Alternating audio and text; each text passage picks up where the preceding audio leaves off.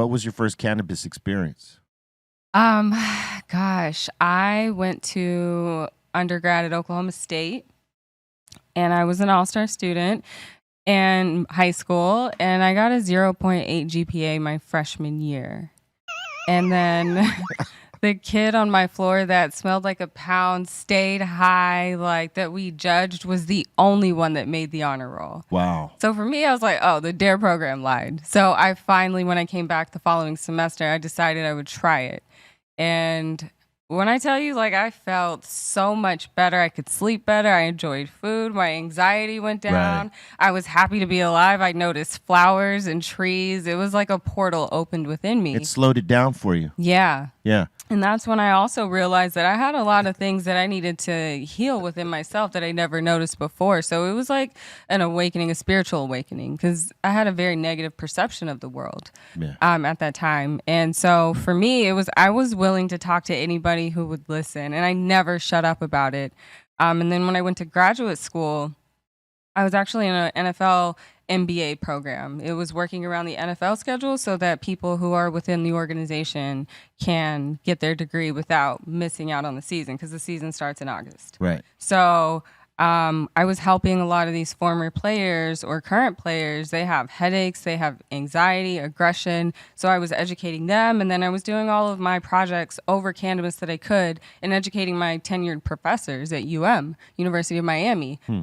So for me, once I graduated, I was like, all right, I know I want to be in this industry.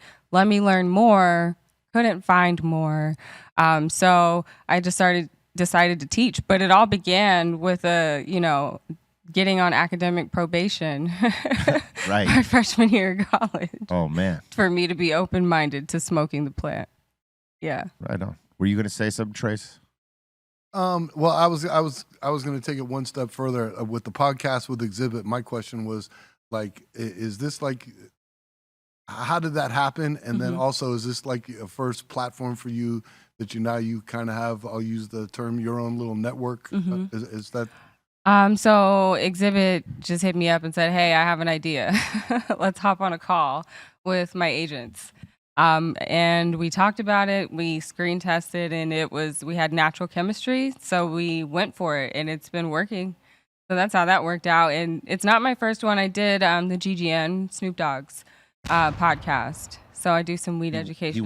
He wants you to be his weed mentor, yeah? Yeah, like just kind of educating people. Like he's like, I know people need to know this, but he's like, I'm not the one to communicate all this science. He's the one to celebrate. Yeah.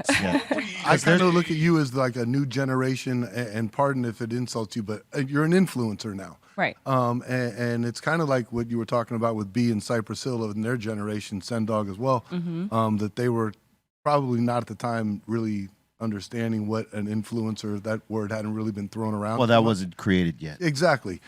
So now it's kind of like you're kind of on the trenches now, on the front line with that. Yeah. Do you still ever run into like, stereotypical type pothead references and things like that? Yeah, I mean, even as loud and proud and educating that I am, I still carry shame in certain areas. Like my kids, their school, the other moms, I don't want people to know.